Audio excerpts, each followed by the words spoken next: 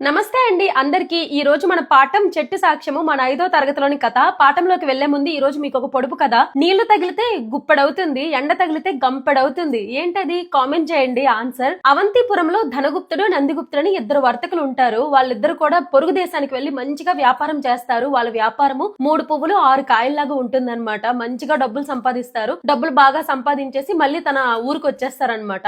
ఊరికి వచ్చేసాక ఇక్కడ కూడా ఒక వ్యాపారం పెడదామని అనుకుంటారు. కానీ వ్యాపారం పెట్టడానికి ఇంకాస్త సమయం ఉంది కదా, ఇంతలోగా ఈ డబ్బులు మనం దాచాలి ఎక్కడైనా అని అనుకుంటారు. ఆ ధనగుప్తుడు చెప్తాడు, సరే ఒక చెట్టు కింద దాద్దాము అని అనుకుంటారు. ఊరి చివరికి వెళ్లి ఒక చెట్టు కింద గొయ్యి తవ్వి చక్కగా డబ్బులంతా కూడా దాచేస్తారు. ఇద్దరు కూడా వాళ్ళ ఇంటికి వెళ్ళిపోతారు. కానీ ధనగుప్తుడికి ఇంటికి వెళ్ళాక ఒక దురాశ పుడుతుంది. ఆ డబ్బులన్నీ ఎలాగైనా కాజేయాలి అనుకుంటాడు. ఆలోచించిందే మొదలు చెట్టు దగ్గరికి వెళ్లి మళ్ళీ గొయ్యి తవ్వేసి ఆ డబ్బులు తను తీసుకుంటాడు అనమాట. నందిగుప్తుడు ఇంకా సరే ఇంకా డబ్బులు తెచ్చుకుందాం పదా అని చెప్పి ధనగుప్తుడిని తీసుకుని మళ్ళీ చెట్టు కిందకి వెళ్తారు. నందిగుప్తుడే గొయ్యి తీస్తాడు. తీసేసరికి డబ్బులు కనిపించవు. డబ్బులు కనిపించకపోగానే ధనగుప్తుడి వైపు ఇలా తిరిగి చూస్తాడు. ధనగుప్తుడు వెంటనే విరుచుకు పడిపోతాడు అనమాట. నేను నీకు ఎలా కనిపిస్తున్నాను, నేనెందుకు తీస్తాను, నేను కాదు నువ్వే తీస్తుంటావు అని చెప్పి ధనగుప్తుడు తిరిగి నందిగుప్తుడి మీద అరుస్తాడనమాట.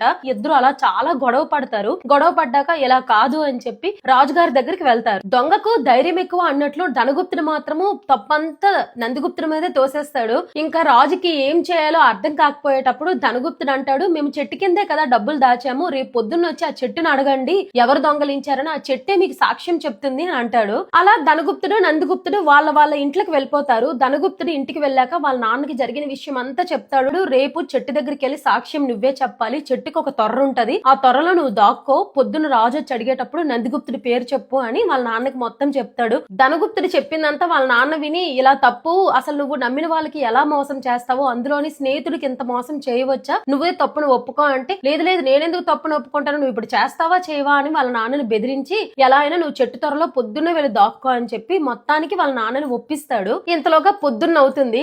రాజు, నందిగుప్తుడు, ధనగుప్తుడు, రాజు పరివారము అంతా కూడా ఆ చెట్టు దగ్గరికి వస్తారు. రాజు చెట్టును అడుగుతారు, చెట్టు ఎవరు దొంగతనం చేశారు, నీ దగ్గరే కదా దొంగతనం జరిగింది చెప్పు అని అంటే, లోపల నుండి మాటలు వినిపిస్తాయి. నందిగుప్తుడే దొంగతనం చేశాడు, ధనగుప్తుడు చాలా మంచివాడు అని మాటలు చెప్తారు. అలా మాటలు వినంగానే రాజు కొంచెం ఆశ్చర్యం వేస్తది. ఇదేంటి చెట్టు మాట్లాడటం అని భటులకు చెప్తాడు. సరే మీరు వెళ్ళి గడ్డి తెండి, గడ్డి తెచ్చి చెట్టు త్వరలో పెట్టేసి పొగ పెట్టండి అని చెప్తారు. రాజు చెప్పిన ప్రకారము భటులు గడ్డిని తెచ్చి చెట్టు త్వరలో పెట్టి పొగ పెట్టేస్తారు. ఆ పొగకి ధనగుప్తుడి నాన్నకి ఊపిరాడక బయటకు వచ్చేస్తాడనమాట.